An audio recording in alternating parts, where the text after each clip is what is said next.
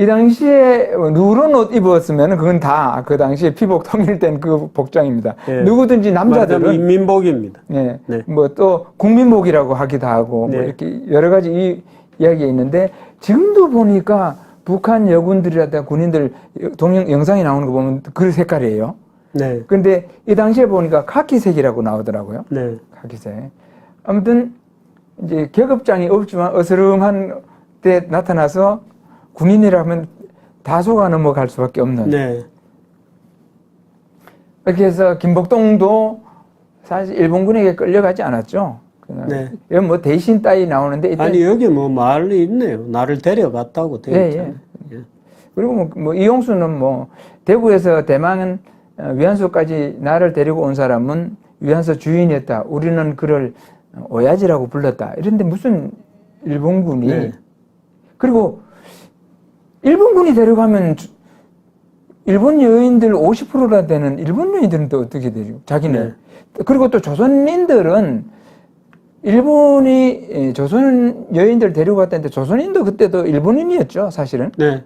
신일본인이라 그랬죠, 그때. 아, 그랬나요? 예, 신일본인이라 네, 그랬습니다. 언론 보도에 보면 그 당시에 네. 신일본인이란 말을 많이 씁니다. 특히 네. 이봉창의 재판 기록에도 보면 신일본인으로 나옵니다. 예, 신일본인. 그러니까 그럼. 일본인입니다, 그냥. 네.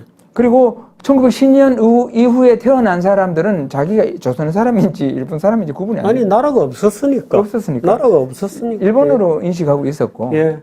그렇기 때문에 나라가 없는 가운데 이제 근대적인 시스템이 들어온 거죠. 그 네. 피침략 국가인 조선의 여인들을 끌고 갔다? 네. 이건 역사를 모르는 무지한 거죠. 네.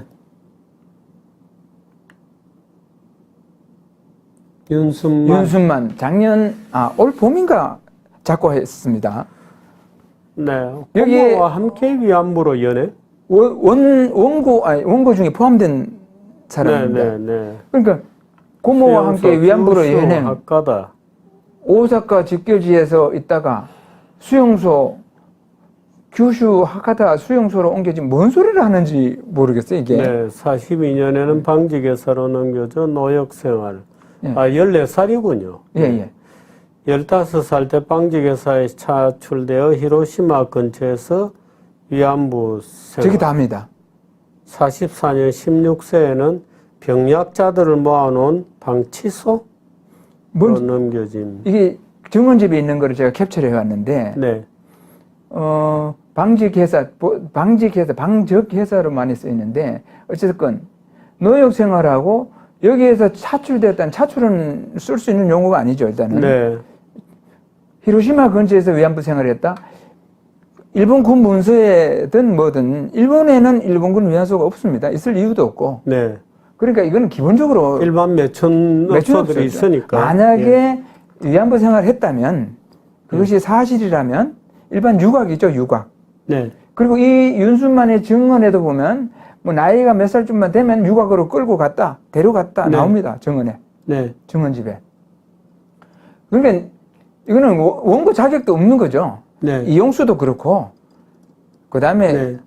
기론옥도 그렇고, 김복동도 그렇고, 윤순만, 뭐 나머지 전부 다. 왜? 네. 일본군 위안부 피해자가 될 수 없습니다. 일본군이 강제로 끌고 간 적이 없기 때문에. 네. 그렇기 때문에 전부 다 원고 자격이 없는 거죠.